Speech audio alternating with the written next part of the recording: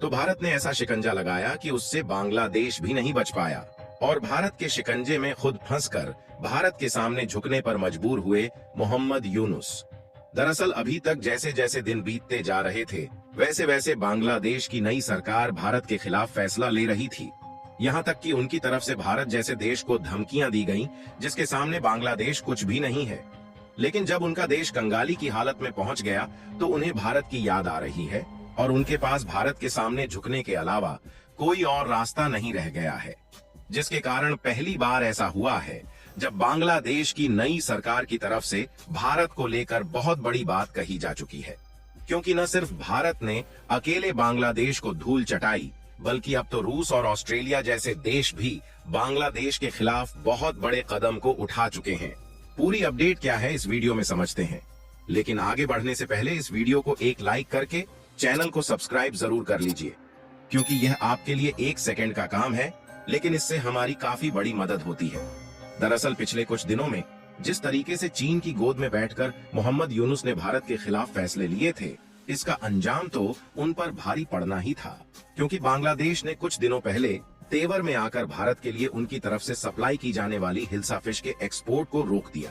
और बांग्लादेश की नई सरकार ने भारत में हिल्सा फिश की सप्लाई को ऐसे समय बंद किया जिस समय भारत के लोगों को इस मछली की काफी ज्यादा जरूरत है। क्योंकि 1 महीने के भीतर दुर्गा पूजा आने वाली है और पश्चिम बंगाल के लोग इसी हिल्सा मछली को अनुष्ठान के रूप में चढ़ाकर पूजा करते हैं और दुर्गा पूजा को धूमधाम से मनाने के बाद खिचड़ी के साथ हिल्सा मछली को खाना बेहद ही पसंद करते हैं, जिससे हर साल दुर्गा पूजा के आने से पहले ही इस मछली की डिमांड काफी ज्यादा बढ़ जाती है और हर एक बंगाली के घर में हिल्सा मछली जरूर बनाई जाती है। लेकिन इस बार ऐसा होता हुआ बिल्कुल भी दिखाई नहीं दे रहा है, क्योंकि हिल्सा मछली भारत में बहुत कम पाई जाती है, इसलिए ऐसी मछली को हम लोग बांग्लादेश से खरीदते हैं। लेकिन शेख हसीना की सरकार बदलने के बाद इस बार मोहम्मद यूनुस की नई सरकार ने भारत के लिए हिल्सा मछली के एक्सपोर्ट को ही बंद कर दिया है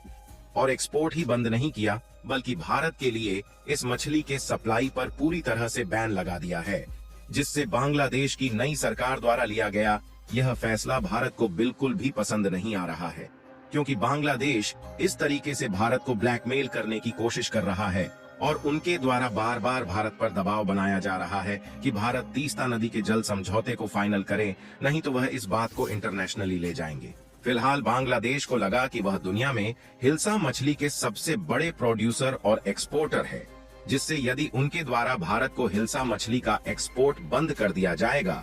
तो भारत उनके साथ तीस्ता जल बंटवारे समझौते पर सहमत हो जाएगा। लेकिन उस समय बांग्लादेश की नई सरकार शायद भूल चुकी थी कि उनके द्वारा इस तरीके की बातें भारत से कही जा रही हैं,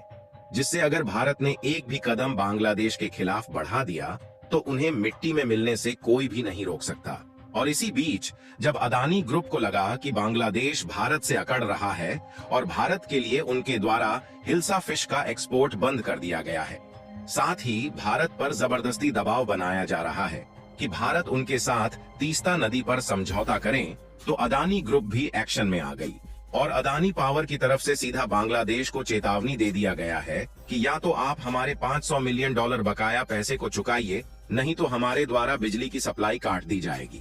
और भारत की ऐसी बात सुनते ही बांग्लादेश को बहुत बड़ा झटका लगा। लेकिन जब हाल ही में रूस और ऑस्ट्रेलिया ने देखा कि एक तरफ तो हिंदुओं पर बांग्लादेश की तरफ से अभी भी अत्याचार किया जा रहा है और दूसरी तरफ उल्टा भारत के सामने बांग्लादेश की नई सरकार अभी भी तेवर दिखा रही है, तो उनके द्वारा बांग्लादेश को इस तरीके से धूल चटाई गई है जिसे बांग्लादेश सदियों तक नहीं भूलने वाला। दरअसल हाल ही में रूस ने भारत की दोस्ती निभाते हुए बांग्लादेश से 63 करोड़ यानी कि $630 मिलियन की मांग कर लिया है। असल में देखा जाए तो कुछ साल पहले शेख हसीना के समय रूस ने बांग्लादेश के रूपपुर शहर में एक न्यूक्लियर पावर प्लांट का निर्माण किया था, जो कि बांग्लादेश का पहला न्यूक्लियर पावर प्लांट था जिससे बिजली पैदा की जाती है। और इसका पैसा बांग्लादेश को कर्ज के रूप में चुकाना था, लेकिन अभी तक बांग्लादेश इसका ब्याज भी रूस को नहीं दे पाया है। इसलिए रूस ने सीधा बांग्लादेश से 63 करोड़ की मांग की है और उसने सीधा कह दिया कि अगर बांग्लादेश यह पैसे 15 सितंबर के पहले नहीं चुका पाता है तो उन पर अतिरिक्त दंड भी लगा दिया जाएगा। फिलहाल इसका पेमेंट बैंक ऑफ चाइना की शंघाई शाखा के माध्यम से किया जाना है और वहां पर इस बीच नॉन बिजनेस डे है, इसलिए बांग्लादेश को 3 दिन का समय और मिल गया है, जिससे उनके पास 18 सितंबर तक की डेडलाइन है, जिसके भीतर उन्हें रूस को 63 करोड़ डॉलर का पेमेंट चुकाना है। यानी कि मोहम्मद यूनुस के पास केवल 4-5 दिनों का ही समय है, जिससे उनके होश उड़ गए हैं और इसलिए उनके सिर के ऊपर मुसीबत के बादल मंडराने लगे हैं कि आखिरकार इस पैसे का पाबंद कैसे किया जाए, क्योंकि न तो उनके पास इस समय भारत का साथ बचा है और न ही उनके पास पैसे हैं कि वह इस कर्ज के ब्याज को चुका सके। और इतना ही नहीं, बल्कि इसी बीच ऑस्ट्रेलिया की तरफ से बांग्लादेश को सीधी चेतावनी दी गई है कि वह हिंदुओं पर होने वाले अत्याचार को बंद कर दें, नहीं तो ऑस्ट्रेलिया भी बांग्लादेश पर कड़ा एक्शन लेने पर मजबूर हो सकता है, जिससे बांग्लादेश जो ऑस्ट्रेलिया के साथ व्यापार करता है और वहां से कोयला इंपोर्ट करता है, उसमें भी डिस्टरबेंस आ सकती है। यानी कि बांग्लादेश चारों तरफ से फंस चुका है, जिसके कारण बांग्लादेश के पास भारत के सामने गिड़गिड़ाने के अलावा कोई भी रास्ता नहीं बचा है। यहाँ तक कि भारत भले ही मछली के साथ साथ कुछ अन्य फूड भी बांग्लादेश से खरीदता है, लेकिन इससे कहीं ज्यादा खाने पीने की वस्तुएं जैसे कि दाल, चावल और गेहूं के साथ साथ प्याज और आलू जैसी अनेकों सब्जियां भारत भी बांग्लादेश में एक्सपोर्ट करता है। इसलिए एक्सपर्ट की तरफ से यह बात सामने आने लगी कि भारत भी जल्द ही बांग्लादेश के लिए इन सब का एक्सपोर्ट बंद कर सकता है, जिससे बांग्लादेश की नई सरकार को लगा कि भारत से धीरे धीरे उनके रिश्ते बिगड़ रहे हैं और भारत इन सब की सप्लाई बांग्लादेश के लिए बंद कर सकता है, तो उनका झुकाव भारत की तरफ से देखने को मिल रहा है। क्योंकि बांग्लादेश की नई सरकार मोहम्मद यूनुस को यह बात अच्छे तरीके से मालूम है कि भारत ही एक ऐसा देश है जो बांग्लादेश में ऐसे समय भी खाने पीने के वस्तुओं की सप्लाई कर रहा है जिस समय बांग्लादेश कंगाल हो चुका है और उनके पास भारत का बकाया चुकाने के लिए भी पैसे नहीं है। यहाँ तक कि बांग्लादेश की नई सरकार जब IMF यानी कि इंटरनेशनल मॉनेटरी फंड और वर्ल्ड बैंक के सामने पैसे मांगने के लिए हाथ फैला रही है, तो उनकी तरफ से भगाया जा रहा है और अभी तक बांग्लादेश को पैसा नहीं मिल पाया है,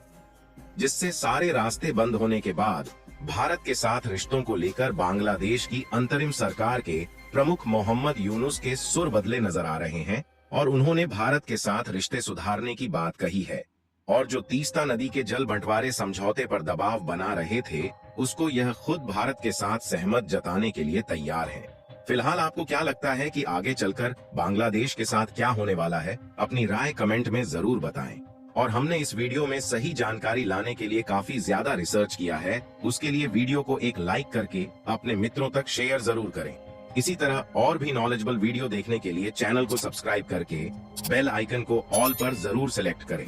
जय श्री राम।